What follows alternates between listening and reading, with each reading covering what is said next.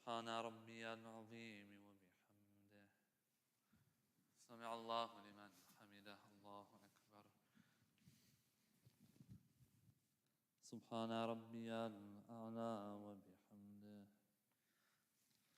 الله أكبر. أستغفر الله. الله أكبر. سبحان ربي الأعلى وبحمده. الله أكبر. الحمد لله. أشهد أن لا إله إلا الله وحده لا شريك له، وأشهد أن محمدا عبده ورسوله. اللهم صل على محمد وآل محمد. بحول الله وقوته أقوم وأقعد.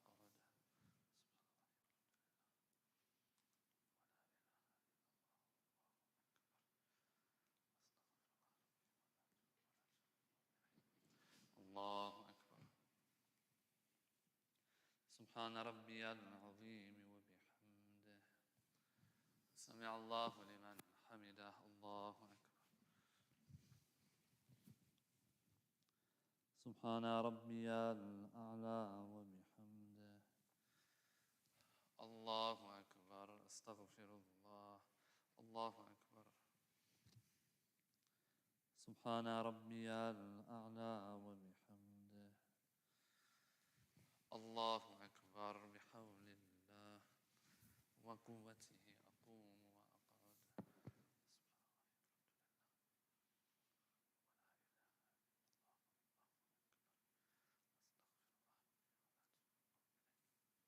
الله أكبر. سبحان ربي العظيم وبحمده. سبحان الله. سمع الله لمن حمده. الله أكبر. سبحان ربي الأعلى وبحمده. الله أكبر. أستغفر الله. الله أكبر. سبحان ربي الأعلى وبحمده. اللهم صل على محمد وآل محمد. الله أكبر. الحمد لله. أشهد أن لا إله إلا الله وحده لا شريك له، وأشهد أن محمدا عبده ورسوله. اللهم صل على محمد وآل محمد. السلام عليك أيها النبي ورحمة الله وبركاته. السلام علينا وعلى عباد الله الصالحين. السلام عليكم ورحمة الله وبركاته. الله أكبر. الله أكبر. الله أكبر. لا إله إلا الله.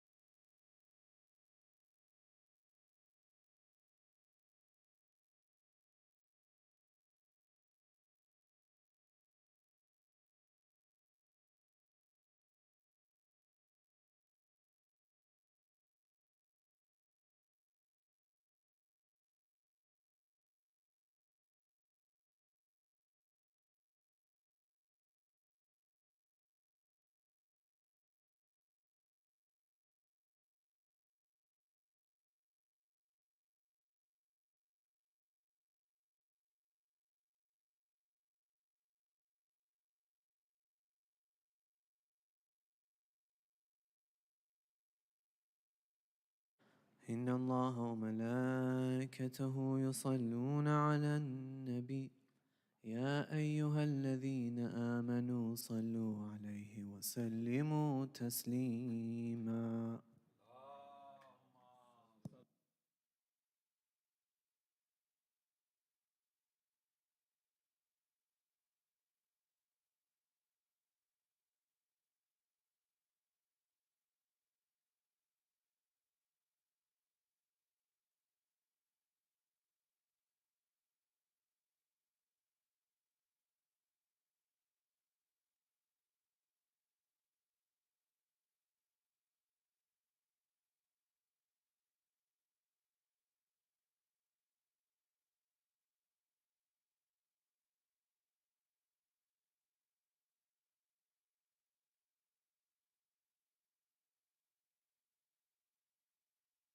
بسم الله الرحمن الرحيم. اللهم إنه ليس لي علم بموضع رزقي، وإنما أطلبه بخطرات تخطر على قلبي، فأجول في طلبه البلدان، فأنا فيما أنا طالب كالحيران، لا أدري أفي سهل هو أم في جبل، أم في أرض أم في سماء، أم في بر أم في بحر، وعلى يدي من ومن قبل من. وقد علمت أن علمه عندك وأسبابه بيدك، وأنت الذي تقسمه بلطفك وتسببه برحمتك. اللهم فصل على محمد وآله، واجعل يا رب رزقك لي واسعا، ومطلبه سهلا، ومأخذه قريبا، ولا تعنني بطلب ما لم تقدر لي فيه رزقا، فإنك غني عن عذابي، وأنا فقير إلى رحمتك. فصل على محمد وآله، وجل على عبدك بفضلك، إنك ذو فضل عظيم.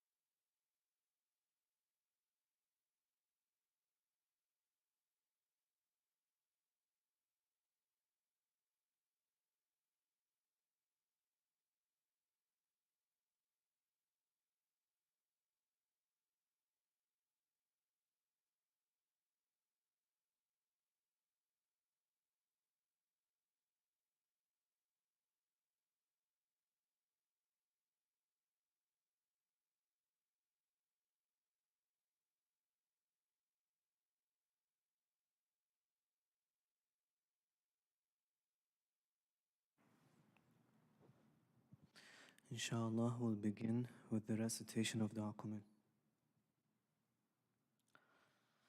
اللهم صل على محمد وآل محمد. بسم الله الرحمن الرحيم. اللهم إني أسألك برحمتك التي وسعت كل شيء، وبقوتك التي قهرت بها كل شيء، وخضع لها كل شيء، وذل لها كل شيء، وبجبروتك التي غلبت بها كل شيء، وبعزتك التي لا يقوم لها شيء، وبعظمتك التي ملأت كل شيء، وبسلطانك الذي على كل شيء، وبوجهك الباقي بعد فناء كل شيء، وبأسمائك التي ملأت أركان كل شيء، وبعلمك الذي أحاط بكل شيء، وبنور وجهك الذي أضاء له كل شيء. يا نور يا قدوس، يا نور يا نور، يا أول الأولين ويا آخر الآخرين. اللهم اغفر لي الذنوب التي تهتك العصام، اللهم اغفر لي الذنوب التي تنزل النقام، اللهم اغفر لي الذنوب التي تغير النعم، اللهم اغفر لي الذنوب التي تحبس الدعاء، اللهم اغفر لي الذنوب التي تنزل البلاء، اللهم اغفر لي كل ذنب أذنبته وكل خطيئة أخطأتها. اللهم إني أتقرب إليك بذكرك واستشفع بك إلى نفسك، وأسألك بجودك أن تدنيني من قربك، وأن توزعني شكرك، وأن تلهمني ذكرك. اللهم إني أسألك سؤال خاضع متذلل خاشع، أن تسامحني وترحمني وتجعلني بقسمك راضيا قانعا، وفي جميع الأحوال متواضعا. اللهم وأسألك سؤال من اشتدت فاقته وأنزل بك عند الشدائد حاجته، وعظم فيما عندك رغبته.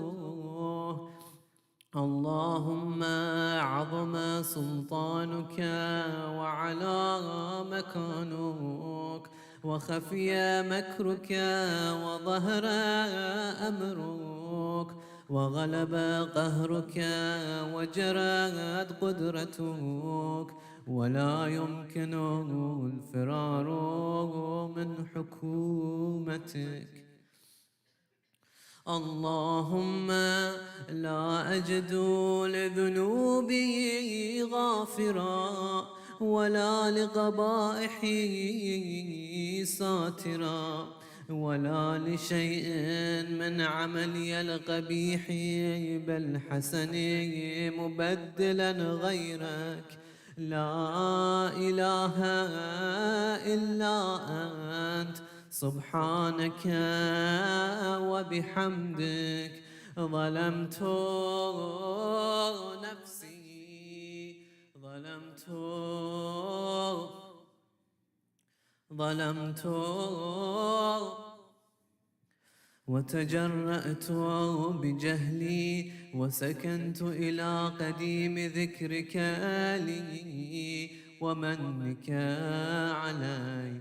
اللهم مولاي كم من قبيح سترته وكم من فادح من البلاء أقلته، وكم من عثار وقيته، وكم من مكروه دفعته، وكم من ثناء جميل لست أهلا له نشرته.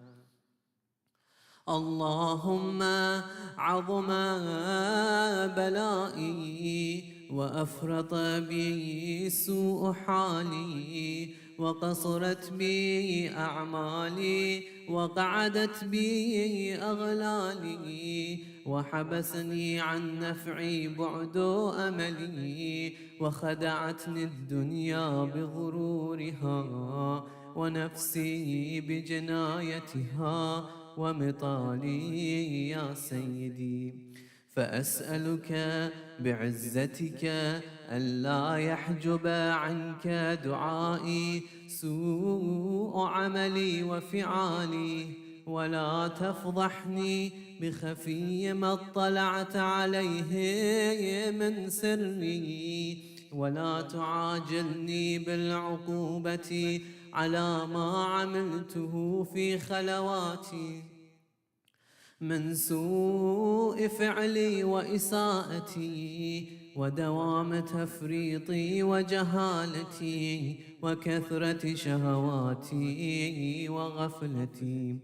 وكن اللهم بعزتك لي في كل الأحوال رؤوفا، وعلي في جميع الأمور عطوفا. إلهي وربي من لي غيرك، أسأله كشف ضري والنظر في أمري. إلهي ومولاي أجريت علي حكما اتبعت فيه هوى نفسي، ولم أحترس فيه من تزيين عدوي، فغرني بما أهوى وأسعده على ذلك القضاء، فتجاوزت بما جرى علي من ذلك بعض حدودك، وخالفت بعض أوامرك. فلك الحمد علي في جميع ذلك، ولا حجة لي فيما جرى علي فيه قضاؤك، وألزمني حكمك وبلاؤك.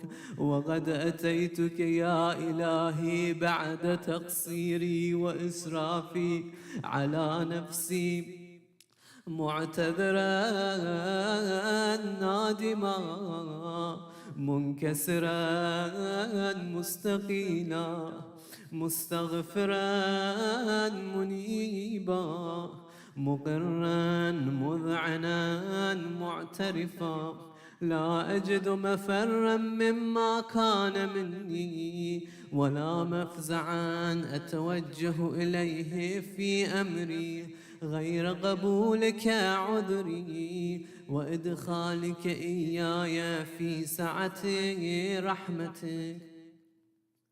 اللهم فاقبل عذري وارحم شدة ضري، وفكني من شد وثاقي. يا رب ارحم ضعف بدني، يا رب ارحم ضعف،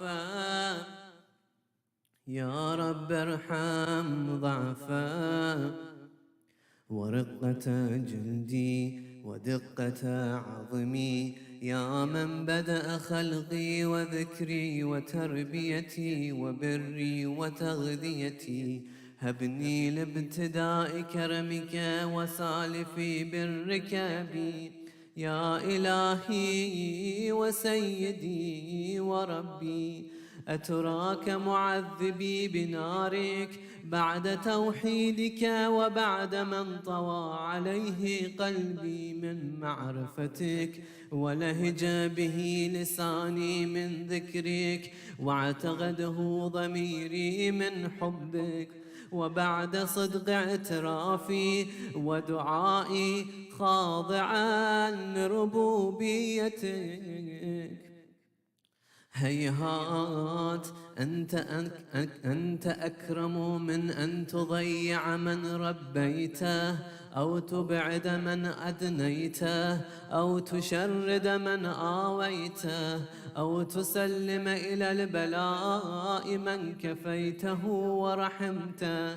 وليت شعري يا سيدي وإلهي ومولاي أتسلط النار على وجوه خرت لعظمتك ساجدة، وعلى ألسن نطقت بتوحيدك صادقة، وبشكرك مادحة، وعلى قلوب اعترفت بإلهيتك محققة، وعلى ضمائر حوت من العلم بك حتى صارت خاشعة، وعلى جوارح سعت إلى أوطان تعبدك طائعة، وأشارت باستغفارك مذعنة.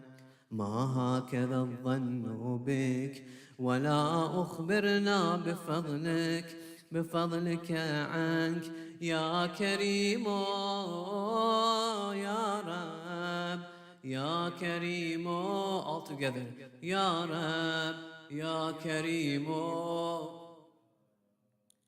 وأنت تعلم ضعفي عن قليل من بلاء الدنيا وعقوباتها، وما يجري فيها من المكاره على أهلها، على أن ذلك بلاء ومكروه قليل مكثوه، يسير بقاؤه، قصير مدته. فكيف احتمالي لبلاء الآخرة وجليل وقوع المكاره فيها، وهو بلاء تطول مدته ويدوم مقامه ولا يخفف عن أهله، لأنه لا يكون إلا عن غضبك وانتقامك وسخطك. وهذا ما لا تقوم له السماوات والأرض يا سيدي، فكيف لي وأنا عبدك الضعيف الذليل الحقير المسكين المستكين. يا إلهي وربي وسيدي ومولاي، لأي الأمور إليك أشكو، ولما منها أضج وأبكى، لأليم العذاب وشدته أم لطول البلاء ومدته؟ فلئن صيرتني للعقوبات مع أعدائك، وجمعت بيني وبين أهل بلائك، وفرقت بيني وبين أحبائك وأوليائك، فهبني يا إلهي وسيدي ومولاي وربي. صبرت على عذابك، فكيف أصبر على فراقك؟ وهبني صبرت على حر نارك، فكيف أصبر عن النظر إلى كرامتك؟ أم كيف أسكن في النار ورجائي عفوك؟ فبعزتك يا سيدي ومولاي أقسم صادقا، لئن تركتني ناطقا لأضجن إليك بين أهلها ضجيج الآملين، ولأصرخن إليك صراخ المستصرخين، ولأبكين عليك بكاء الفاقدين، ولأنادينك أين كنت يا ولي المؤمنين، يا غاية آمال العارفين all together يا غياث يا غياث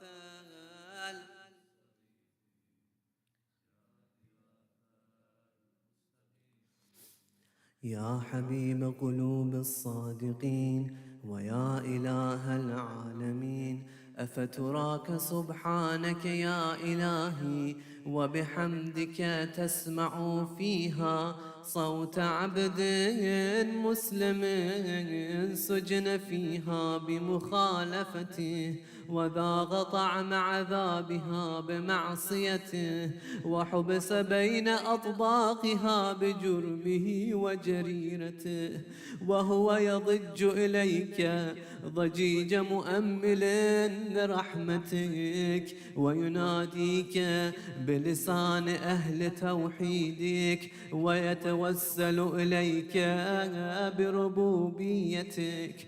يا مولاي، فكيف يبقى في العذاب وهو يرجو ما سلف من حلمك؟ أم كيف تؤلمه النار وهو يأمل فضلك ورحمتك؟ أم كيف يحرقه لهيبها وأنت تسمع صوته وترى مكانه؟ أم كيف يشتمل عليه زفيرها وأنت تعلم ضعفه؟ أم كيف يتقلقل بين أطباقها وأنت تعلم صدقه؟ أم كيف تزجره زبانيتها وهو يناديك يا ربه؟ أم كيف يرجو فضلك في عتقه منها فتتركه فيها؟ هيهات، ما ذلك الظن بك ولا المعروف من فضلك ولا مشبه لما عاملت به الموحدين من برك وإحسانك. فباليقين أقطع لو ما حكمت به من تعذيب جاحديك وقضيت به من إخلاد معانديك لجعلت النار كلها بردا وسلاما وما كان لأحد فيها مقرا ومقاما. لكنك تقدست أسماؤك أقسمت أن تملأها من الكافرين من الجنة والناس أجمعين وأن تخلد فيها المعاندين. وأنت جل ثناؤك قلت مبتدئا وتطولت بالإنعام متكرما أفمن كان مؤمنا كمن كان فاسقا لا يستوون. إلهي وسيدي، فأسألك بالقدرة التي قدرتها وبالقضية التي حتمتها وحكمتها وغلبت من عليه أجريتها أن تهب لي في هذه الليلة وفي هذه الساعة كل جرم أجرمته وكل ذنب أذنبته وكل قبيح أسررته وكل جهل عملته كتمته أو أعلنته أخفيته أو أظهرته وكل سيئة أمرت بإثباتها الكرام الكاتبين الذين وكلتهم بحفظ ما يكون مني وجعلتهم شهودا علي مع جوارحي وكنت أنت الرقيب علي من ورائهم والشاهد لما خفي عنهم وبرحمتك أخفيته وبفضلك سترته وأن توفر حظي من كل خير أنزلته أو إحسان فضلته أو بر نشرته أو رزق بسطته أو ذنب تغفره أو خطأ تستره. يا ربي يا ربي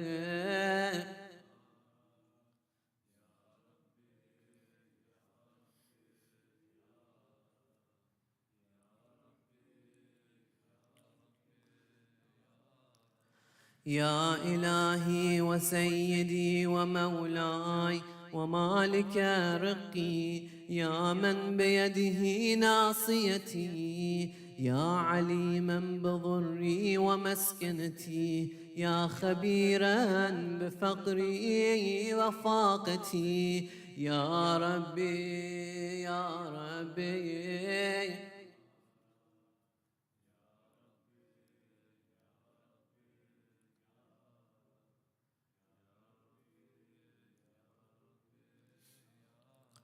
أسألك بحقك وقدسك وأعظم صفاتك وأسمائك أن تجعل أوقاتي من الليل والنهار بذكرك معمورة وبخدمتك موصولة وأعمالي عندك مقبولة، حتى تكون أعمالي وأورادي كلها وردا واحدا، وحالي في خدمتك سرمدا. يا سيدي يا من عليه معولي، يا من إليه شكوت أحوالي، يا ربي يا ربي يا ربي يا ربي. قو على خدمتك جوارحي واشدد على العزيمة جوانحي، وهب لي الجد في خشيتك والدوام في الاتصال بخدمتك، حتى أسرح إليك في ميادين السابقين وأسرع إليك في البارزين، وأشتاق إلى قربك في المشتاقين، وأدنو منك دنو المخلصين، وأخافك مخافة الموقنين، وأجتمع في جوارك مع المؤمنين. اللهم ومن أرادني بسوء فأرد، ومن كادني فكد، واجعل من أحسن عبيدك نصيبا عندك، وأقربهم منزلة منك، وأخصهم زلفة لديك، فإنه لا ينال ذلك إلا بفضلك. وجد لي بجودك، واعطف علي بمجدك، واحفظني برحمتك، واجعل لساني بذكرك لهجا، وقلبي بحبك متيما، ومن علي بحسن إجابتك، وأقلني عثرتي، واغفر زلتي، فإنك قضيت على عبادك بعبادتك، وأمرتهم بدعائك، وضمنت لهم الإجابة. فإليك يا ربي نصبت وجهي، وإليك يا ربي مددت يدي، فبعزتك استجب لي دعائي، وبلغني مناي، ولا تقطع من فضلك رجائي، واكفني شر الجن والإنس من أعدائي، يا سريع الرضا.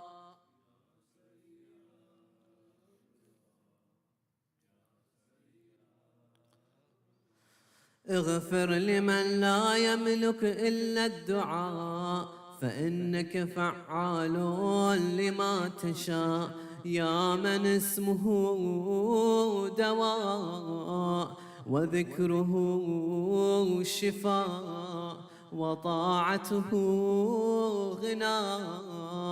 ارحم من رأس ماله الرجاء، وسلاحه البكاء، يا سابغ النعم، يا دافع النقام، يا نور المستوحشين في الظلام، يا عالما لا يعلم، صل على محمد وآل محمد وافعل بما أنت أهله وصلى الله على رسوله والأئمة الميامين من آله وسلم تسليما كثيرا.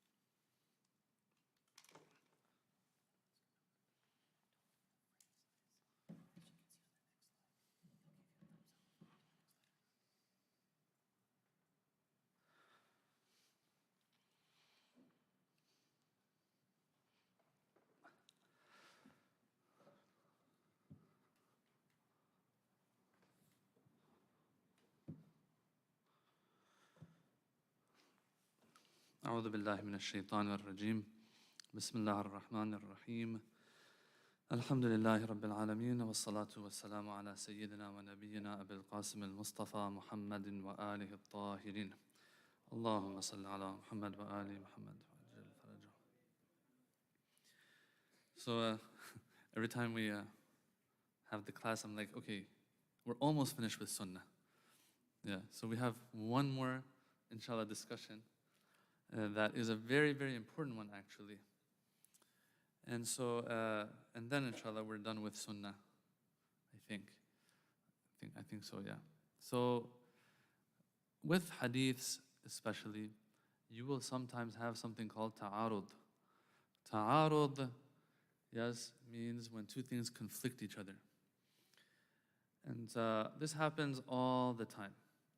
Ta'arud. First of all, this discussion is a very, very important one in usul al-fiqh. It's a very important one to the point where some have said that it is the most important discussion in usul al-fiqh. Why? Because it has such an impact in fiqh itself, okay, that a mujtahid, a scholar of Islamic legal system and theory, is going to always be dealing with this.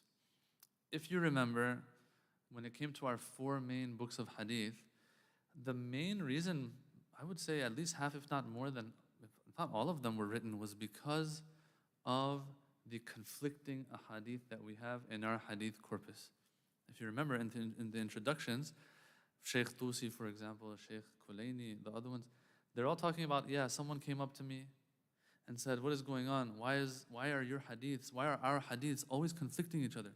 Well, that's just how it is. That's how literal transmission and written transmission of anything is going to be. That there will be mistakes, there will be malice sometimes, and so on. So it's not something to be surprised about.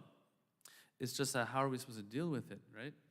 So these ulama of scholars of hadith, they had written these books to show, okay, these are the hadiths that we can rely on, these are the ones that we don't rely on.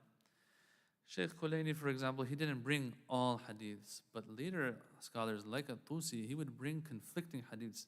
He wouldn't just bring the ones that he believes in. He would bring hadiths that he believes in, and then he would bring the conflicting ones. To the point that he wrote Al-Istibsar, which is only conflicting hadiths. It's in the title, Al-Istibsar, fi ma ikhtulifa min al-akhbar, or ikhtalafa fihi min al-akhbar, whatever the title is. So because this is something that is dealt with a lot when it comes to ijtihad, when it comes to fiqh, and the mujtahid is dealing with it all the time, some have said it is one of the most important discussions, if not the most important discussion in usul al-fiqh, in figuring out how are we supposed to deal with these conflicting reports at the end of the day. Okay, because sometimes you come to a conclusion of, okay, this hadith is more reliable than this one's chain is stronger than that one, I'll put this one aside. But what if that's not the case? What if they both have the same, let's say the same chain of narrators? What are you going to do about it? This happens a lot, where two hadiths, if they were on their own, they would be hujjah on us. Why? Because the chain of narrators checks all the boxes that as we said before, and so it's binding on me. But then I have another hadith. If it was on its own, it would be hujjah on me too. But these two, now hadiths that I have that are hujjah on their own, but they can't both be hujjah on me. Why? Because they conflict each other. What do I do? What do I do? That's what ta'arud means. To the point where, okay, now I'm gonna give you the definition a little bit of what this ta'arud is. It's when it's not possible for both of these hadiths to be correct. Why? Because it will result in and necessitate a contradiction in legislation. Okay? Is it possible for Allah to say, let's go back to the lobster example we've always been using. Is it possible for Allah subhanahu wa ta'ala, for example, to say, yes, lobster is halal, and then say lobster is haram at the same time? Is that possible? At the level and stage of legislation and tashri'ah, they say, it's not possible for Allah to say something is wajib, at the same time it's not wajib. Right? If I am to follow these two hadiths that we talked about before, these two hadiths are hujjah on me because they give me a dhann that is credible, a dhann, a 70, 80, 90% certainty that they're right. If I'm to follow both of these and say both of them are right and assume both of them are right, then we have a problem at the level of legislation. It's not possible for both of them to be right. So if you remember when we talked about khabar wahid being hujjah, we said khabar wahid is hujjah. Why? Because it gives me 80, 70, 80% certainty. And then Islam comes and says, okay, you know what, that 80%, take it like 100%, because there's no other way for us. We're not going to reveal to you what the rules are. There's no other way for you to understand what the rules are except through this way. All right, just take it. If it checks the boxes, take it. All right, so we had 80%, 90% certainty, 70% certainty. Allah said take it as 100%. But now we have two different ones. We can't say both of them take them as 100%. Why? Because that means lobster is both halal on me now and haram on me. It's not possible. At the level of legislation, it's not possible. At the root of the issue, it's not possible. I can't take both of them as the reality of the matter. Assume they're right, both of them. So this is ta'arud. When two rules can't gather, yes, because there's a problem at the level of legislation. This is different than something called tazahum. Okay? Never thought we'd be talking about this in the West. Right? These are discussions back home. But because people today are saying, oh, what do we need ijtihad for? You know, we're good enough. All right, well, these are discussions to have then. Tazahum is different than ta'arud. We need to figure out what the difference is. What is the difference? Tazahum means, no. There's no problem at the stage and level of legislation. There's a problem on the ground. Let me explain what I mean. I'll give you an example. Someone is stuck in the desert, okay, and they are dying, God forbid. At the same time, you know, I've used this example before, there is a haram food restaurant in the desert. I mean, don't ask me how this happened, okay? Someone got stuck in a desert that has one restaurant in it that's functioning and is haram. All right, this person is dying now out of hunger. We have one rule. What is that rule? Preserving your life is wajib. We have another rule. Eating non-dhabiha meat, haram. Do we have a problem here at the level and stage of legislation? No. We have a rule that says one thing, it has nothing to do with the other one in legislation. They're talking about two different issues. In the lobster example, both rulings are talking about the same thing. Correct? That's why we took it back to the level of legislation. That's the problem. It's back, like the guy who's legislating this is confused. If he says lobster's halal, lobster's haram. But if a person says it's haram for you to eat non-dhabiha meat, on one hand. On the other hand, says it's wajib for you to preserve your life. Is there any conflict do you see here between these two rules? Do we see a conflict here? No, there is no conflict at the level of legislation. The person who's writing the rules doesn't see a conflict here because there is no conflict. Then what's the problem? The problem is this person right now, on the ground, in real life, is stuck in a situation where both rules are applying to that situation. Which one do I take? Well, here, it's obvious. You take the more important one, obviously. This is tazahum. There's no problem here. There's nothing that a mujtahid has to resolve here and say, oh, we have a problem, let's do some ijtihad here. No, because the rules are clear. It's just that in real life, we've run into an issue. These two, we can't do them both. We can't fulfill both commands, so we have to choose one. Another example, yeah? A guy is walking down the road next to the stream or river, and then there's a non-mahram drowning. This is his moment. On one hand, Islam says it's wajib to save others' lives. Like this believing sister, I don't know what you're doing in the river, but you fell in the river. Now you're drowning. You wanted me to switch it up? Okay, the sister is walking. The guy is drowning. All right? Just so we don't get canceled. So, not by you guys, by the ones who are watching online. Yeah, obviously. So, on one hand, it is wajib to save someone's life. On the other hand, non-mahram man. Right? So what do we do in this case? We let them drown, right? Is that the rule? In this case, right, once again, non-mahram issues are one thing, preserving life is another issue. These are not related to each other in any way. They're talking about two different things, but they're now clashing, not at the level of legislation, but at the level of on the ground and in real life. What do we do here? Well, you choose the more important one. Yeah, this is your moment. Now you look around, you look for a pole or a stick, there's nothing that they can grab on, so now you just have to reach out, right, and help them out of the water, yeah?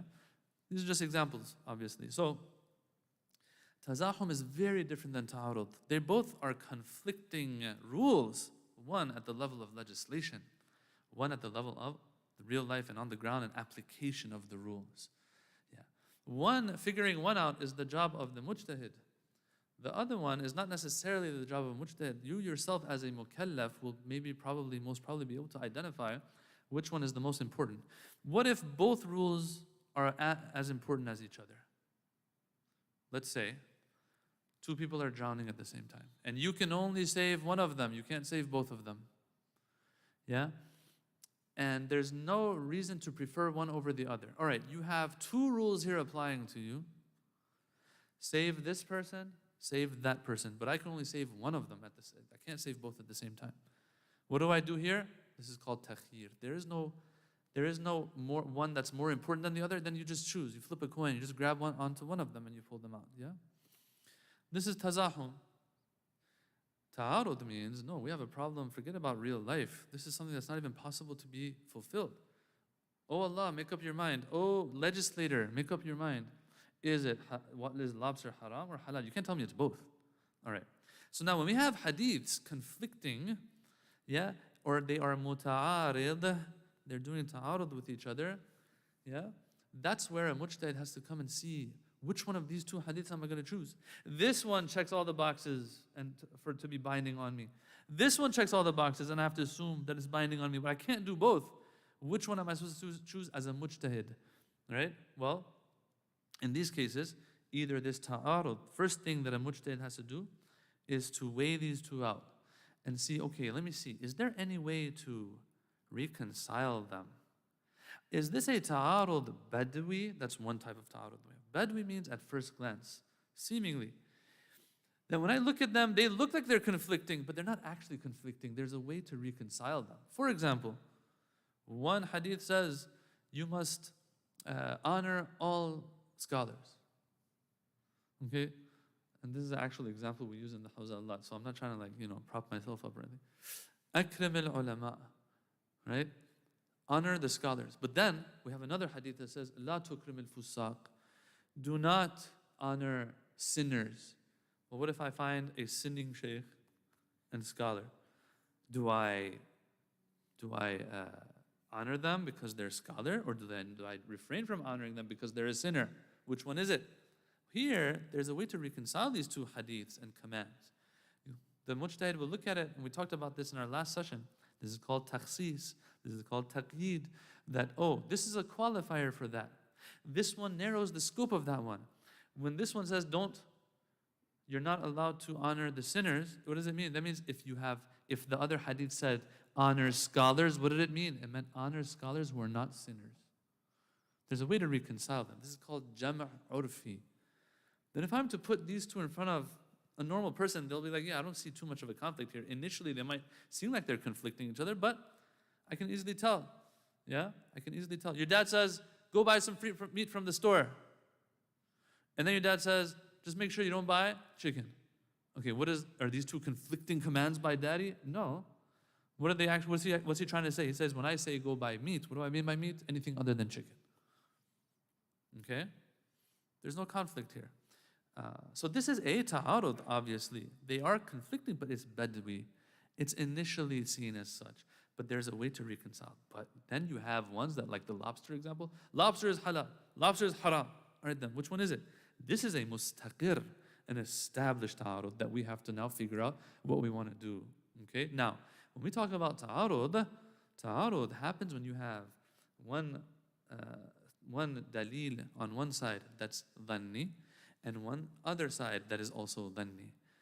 If you have yaqeen on one side, but you have dhann on the other, there is no ta'arud. For example, someone tells you, I heard your dad say, I want him to buy meat from the store. Someone tells you that. All right, it's your friend, you trust them, 70%, 80%. Maybe they're mistaken, but 88% I become certain that's what my dad wants from me. All right, my dad wants from me this based on what he's saying. I don't want him to buy meat. But then I get a call from my dad himself. He says, I want you to buy meat from the store. Okay, I have yaqeen on one side, and I have conjecture, 80% certainty on the other because my friend said it. Is there a ta'arud here, brothers and sisters? Do we see a conflict here? No, my dad himself is telling me I have yaqeen on one side. It's only that my friend gave me 80% certainty, but now the yaqeen overrides that for sure. My dad himself is telling me. There's no ta'arud here. I just put that one aside. If you have a yaqeen on one side and a dhann on the other, there is no discussion of ta'arud here. Let's say you have a mutawatir, yaqeeni hadith on one side that says one thing, but then you have a solitary khabar wahid that says the opposite of it. Which one do you take? Is there ta'arud here? No, there's no ta'arud here. You put that one aside, obviously, because you have yaqeen. You have 100% certainty on one side. So this discussion comes when you have 80% certainty here, 80% certainty there. One friend tells you, your pop said, buy some meat from the store. The other friend says, your dad said, no, don't buy. You're like, wait a minute, okay, we have a problem here. Which one do I follow? This one I'm pretty sure is right, but this one I'm pretty sure is right. Which one is it? That is what ta'arud looks like. Let's go to the next slide here. Now, a question might ask, someone might say, Islam is the true religion. Islam is so beautiful and knows everything about it is perfect, and why is there conflicting reports? Just like how some people say, Islam is one, God is one, the Prophet is one. Why are all these different maraja out there? Yeah? What's the answer to that? Yes, Islam in its pure form, that's in Allah's knowledge, it's perfect and whatever. But once it goes through the filters of hadiths and 100 different things, these problems will arise. We live in a world of cause and effect. That's how the physical world is for us. So here, things happen in this world. For example, one narrator of hadith misunderstood the hadith. The imam said something, the person misunderstood it and narrated it the way they understood it. And then another person who was in the same gathering also recorded the hadith but in a different way. Because of a misunderstanding of the hadith, yes, what happens is There's a conflict in reports now. And both of these reports are now recorded in the hadith books. Sometimes that happens. Sometimes the imam gives one answer to somebody out of taqiyya. Or even a step further than that. Taqiyya, and sometimes even on purpose the imam wants to put some conflict amongst their Shia so they can't be identified. We have some hadiths and reports like this. Okay, so the imam is saying something out of taqiyya to preserve himself or his followers. But then when the circumstances of no taqiyya are there, he gives another answer. So there's two answers here that are going against each other. Two hadiths here that are going against each other. Ta'arud. Yeah, ta'arud happens because of these things. And both of them are recorded. And all of the chains of narrators check the boxes as well. So we have a conflict here. This is how ta'arud happens. You see, these are the circumstances, these are the filters that affect the literature that we have. Sometimes the person is paraphrasing what the imam says. This is something big in hadiths we have. It's called an-naqlu bil-ma'na. So the imam uses certain wordings. The person registers those, processes them, and then when they're recording the hadith, they'll record it in their own words. Yeah? So sometimes here there might be some mistakes, yeah, that are made. Omission of context clues. Sometimes there's a ton of, like if I'm sitting here and I say, if someone asks me, is it halal for me to, God forbid of course, is it halal for me to, to slander my parents? Astaghfirullah. Is it halal for me to slander my parents? And I'm like, oh yeah, of course it is. Someone writes that down. He said, of course it is halal. Well, my face and my gesture, all that says otherwise, right? Me rolling my eyes, yeah, of course it is. What do you, if someone just writes that down, there's some clues here that are not recorded. Yeah, it's not like someone's filming me 1400 years ago when I'm talking. So there's a bunch of these kinds of clues, or sometimes the before or after what the imam said is like missing. And so the hadith might seem to go against other hadiths that say say otherwise. Why? Because the contexts are omitted. Fabrication, straight up. Sometimes one hadith might say one thing, someone else might just make up another hadith. Right? The lobster, like some guy has a lobster store. So the imam says lobster is haram. Someone else is like, you know what? This is going to hurt my business. He gets his hands on a hadith book and says lobster is halal. Yeah? Like some of these ring stores, they might do that. Yeah? To the point where sometimes people want to do a favor for Islam and they make up hadiths. A lot of hadiths that talk about the rewards of certain things or reciting certain surahs of the Quran, it's established that they're just made up. Why? Why'd the person make it up? The person made it up so that they can encourage people to read Quran more. So the ends justify the means for this individual who fabricated those hadiths. Anyway, the point I'm trying to make is this. Sometimes fabrication, it's not a mistake, there's malice. That is the reason for ta'arud. One hadith is made up, but there's other hadiths that go against it. Gradualness in revealing laws, sometimes the imam might say, or the prophet might say something's halal, but then later on it becomes haram. Even the Quran, this might happen sometimes. Different levels of narrators. I mean, when I say the Quran, we don't call it ta'arud technically over there, but I'm just saying that there's gradualness in revealing laws that we're familiar with. For example, in the consumption of intoxicants, the Quran, forbade it in steps and gradually it did that. Different levels of narrators. Sometimes the understanding of the narrators, it's not like they got it wrong, but one understands better than the other. Yeah? And so we'll talk about this a little bit later as well. Sometimes when these hadiths are conflicting, you're supposed to take the one who is better at deen and understanding deen, is at a higher level of deen and understanding deen than the other one. We'll see those later. So sometimes that's what it is. Sometimes the hadiths, time and place, are various time and space specific. Yeah? I don't want to get into that. Yeah. Sometimes the hadiths we have regarding medicinal issues, if the hadith is reliable, obviously, which a lot of times it might not check the boxes, but let's assume it does. Sometimes those reports, some ulama believe that they are time and at least space specific. So the imam might say something to somebody, but then somewhere else says something else. Ta'arud. But ta'arud, why? Because of this. Distortion. Sometimes there's no malice involved, but just the ones who are rewriting, transcribing, writing off of a hadith book, they get tired at night and then they skip a few words. Or they misunderstand a word. Like right now in Dua Kumail, what do we have? فَلَكَ الْحَمْدُ عَلَيَّ فِي جَمِيعِ ذَلِكَ وَلَا حُجَّةَ لِي فِي مَا جَرَى. If you ask me, personally, and I've heard scholars say this too, It's not فَلَكَ الْحَمْدُ عَلَيَّ فِي جَمِيعِ ذَلِكَ. It's فَلَكَ الْحُجَّةُ عَلَيَّ فِي جَمِيعِ ذَلِكَ. If you notice, in parentheses it says hujjah. But then they'll write hamd. Why? Because we have different manuscripts.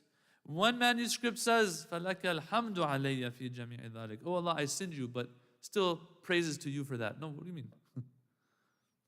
فَلَكَ الْحُجَّةُ عَلَيَّ.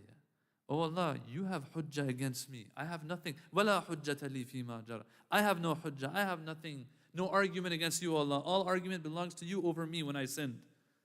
Yeah? But why is there two versions here? فَلَكَ الْحَمْدُ or فَلَكَ الْحُجَّةُ. Well, the guy who was writing this 1400 years ago probably dozed off a second. Okay? Or whatever else was whatever else, they misread it, whatever it was, they wrote hamd instead of hujjah because they kind of look the same. Yeah? Especially the way that they would write back then versus now. Yeah. So these are some of the reasons why ta'arud might even happen in the first place. Moving on to our next slide here. What do we do now when there is ta'arud? That's the main question. Well, first things first. What you do is you look for murajjahat. So, assuming that they were both checking the boxes, not that one is weak, one was strong. No. Or one was yaqini, one was dhanni. No. They're both dhanni. They both check the boxes of hujjiyya. They're both hujjah on me if they were by themselves, but now that they've come together, I know one of them's wrong. What do? You look for murajjahat. Tarjih in Arabic means to give preference to something, to give rujhan to something, they say. So, am I able to give tarjih to one side over the other? Can I give preference to one side over the other? Well, if you want to give preference to one side over the other, you have to have a murajjih, something that gives preference. Where do I find these murajjihat? Is there a list of them? The answer is yes.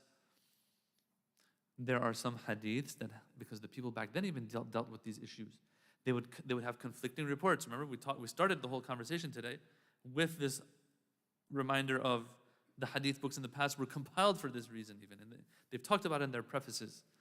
All right. So it's happening back then too. They would come to the imams and say, "Oh Imam, I hear a report from one person, I hear a report from another person, and they're conflicting. What do I do?"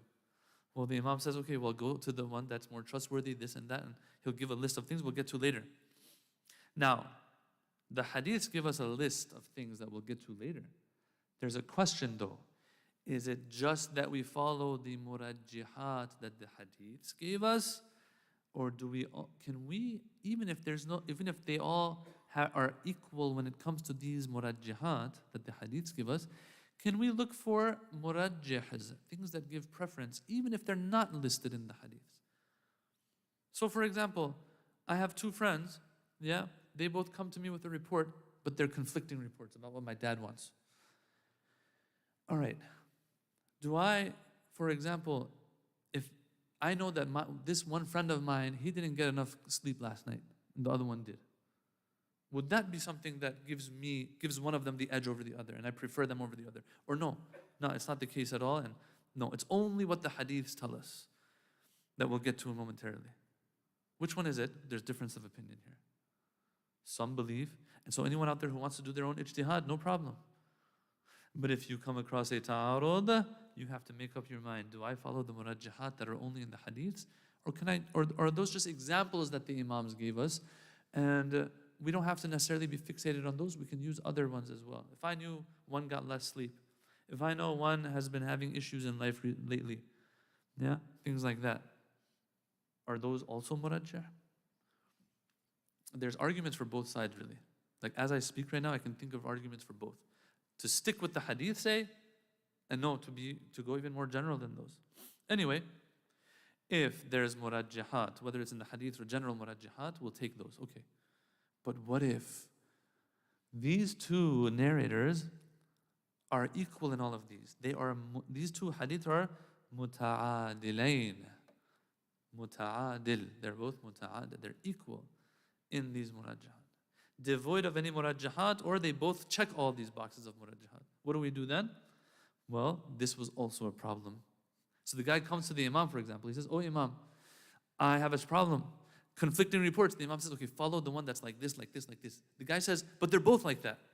The imam eventually gives him instructions. There's just like 10, 12 hadiths maybe we have there.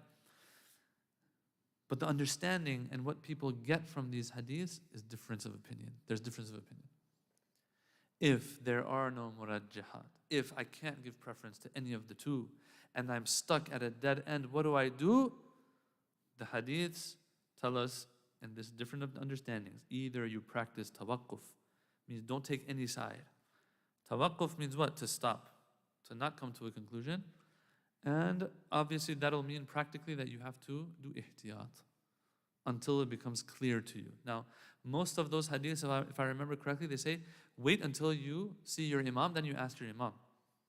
Okay?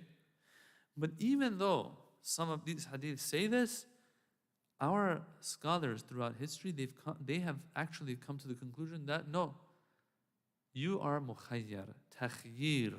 You can choose whichever side you want, just go with that. Huh, interesting. But didn't the hadith say, wait? They say, yeah, but when we look at the wording of the hadiths, number one, and those same hadiths that are telling us what to do when we have ta'arud, they themselves have weak chains of narrators. You see the problems we had to deal with?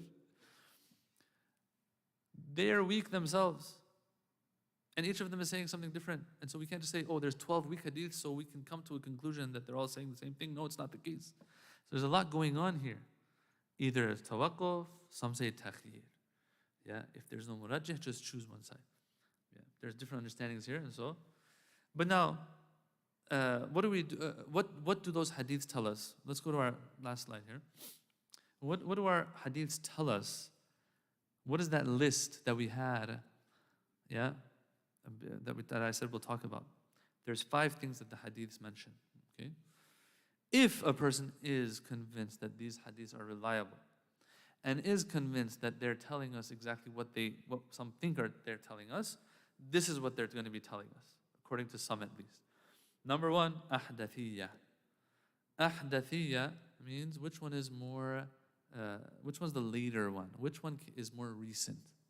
So there's a hadith, the person comes to the imam, or the imam asks somebody, he says like, if I tell you something, but the next day I tell you something different, what are you going to do? He's like, I follow the one that you told me the next day. It's like, good job. Okay? But is this something that is always the case? Is this a general rule always? It's very interesting that our scholars, their minds, man, they're strong. They have some strong minds. The way they've broken this down, can this even be a general rule for all situations? No, it's not the case. I don't have time to get into to this discussion, yeah, because we're not in the hawza right now. But all in all, there's question marks here. But anyway, this is one of them. Sifat al-Rawi is another one. Yes, yes.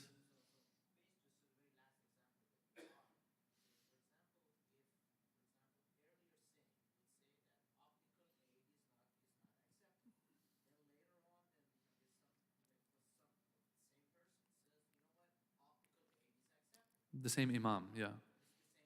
Or one of the imams, yeah.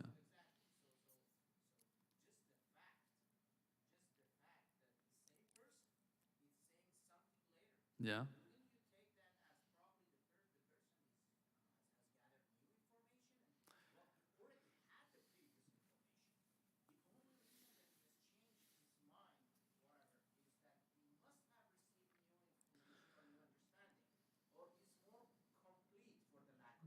Okay, so do you believe the imams are connected to like the source of knowledge or not? That's the question here we have.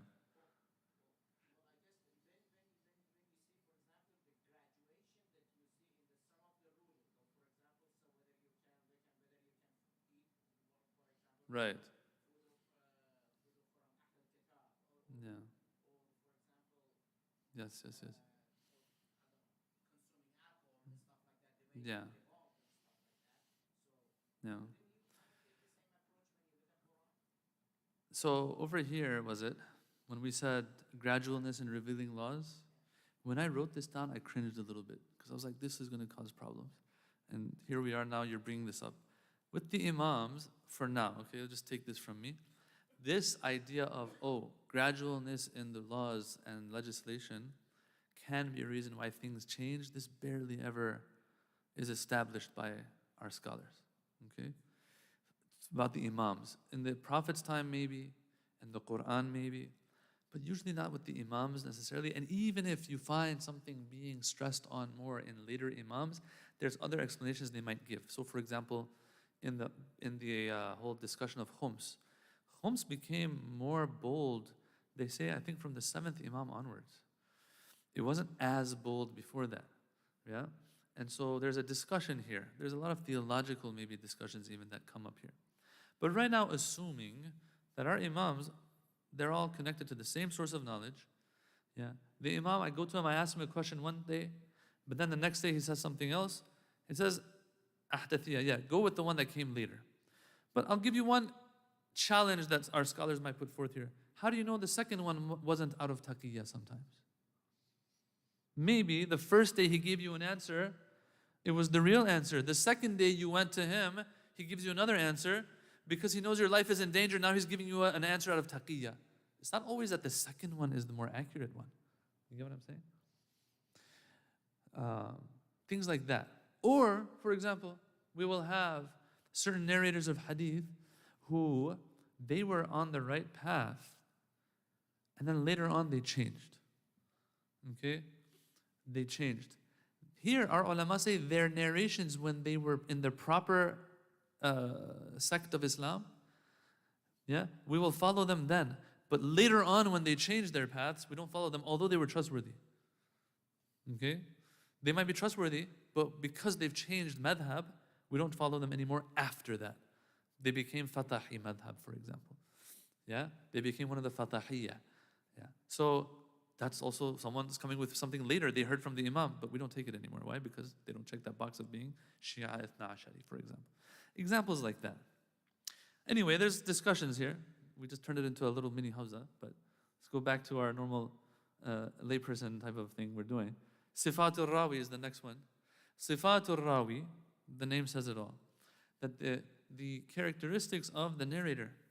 The guy goes to the Imam, he's like, Imam, 2 different narrations, what do I do? He's like, go follow afqahuhuma, a'daluhuma, yeah, awra'uhuma, these ones. Follow the one that's more pious. Follow the one that's more understanding of, remember I said we'll talk about this? The one that has a better understanding of deen and understands our words better. Yeah, these ones. Yeah. Characteristics of the narrator. That's one of them. Shuhra riwa'iyya is another one. The fact that this hadith is more prevalent. In some of the hadith it says that they come to the Imam, they ask, the Imam says, follow the one that is the one that's usually the one that's being said amongst you. And leave the one that's isolated and no one really talks about. Because usually that's the one that's problematic. Right? The one that's widespread. Because especially the companions back then, when they were sharing these hadiths, they were very meticulous about it. Yeah, it was a rigorous process of making sure that the hadith is a reliable one. And so the one that's widespread amongst you, not that it's mutawatir, it hasn't reached the level of tawatur, otherwise it's yaqini. No, it's something that's widespread. You find this in their books and it's being shared. But the opposite of it is the one that no one really talks about. Okay, well then, the ugly duckling, put it aside. Yeah. Muwafaqatul kitab, the Imam says, the one that you find that kind of goes against the Quran, throw that one away. And go to the one that's in accordance with the Quran. This is an obvious one, obviously. And the last one, mukhalafat al-amma, the one that goes against the majority. Because the Shia are the minority, okay? The majority, why are you smiling? The majority, okay? Usually, yeah, if, like, let's say Abu Hanifa says something, yeah, and then we have 2 reports. One is in accordance with Abu Hanifa, one is against Abu Hanifa. In this hadith, the hadith or the hadith that talk about this, it says usually the right thing is the opposite of what he's saying, for example. I'm not saying the hadith brings up his name, I'm just giving an example here. Okay? Mukhalafat al-amma. If they're doing something else, and there's a hadith that is in accordance with that, and then there's another hadith that goes against that, and they're conflicting, and they both check the boxes, choose the one that goes against what they do, because that's where, this is a fiqhi matter. It is not to hate on the other schools of thought. It's just, they had a difference of opinion, those scholars of theirs. All right, so this is ta'arud, brothers and sisters. This happens a lot when it comes to the sunnah, especially. Now, obviously, if there's a ta'arud between Quran and Sunnah, we know which one to choose. If there's a ta'arud between yaqeen and shak and dhan, we know which side to choose. But yeah, if we have two reports checking the boxes, what we do is we look at them first of all. We see if there's any murajjahat, these ones that we listed here. If there's no murajjahat, what do? We either have to just choose one of them, or we have to, based on hadiths again, or we have to do ihtiyat in them. This is what the mujtahid has to deal with. If we didn't have any hadiths at all, not talking about murajjahat, not talking about takhir and choosing one side or anything like that, if it was just us and rules that don't come from the hadiths, here they would say both of these hadiths, both of them they drop. And I have to go now find a third thing that I can rely on. Yeah? But the hadiths have made our job a little easier, but there is a difference of opinion on what we're supposed to do in regards to the taklif that we have. Any questions before we end? All right. Alhamdulillah Rabbil Alameen.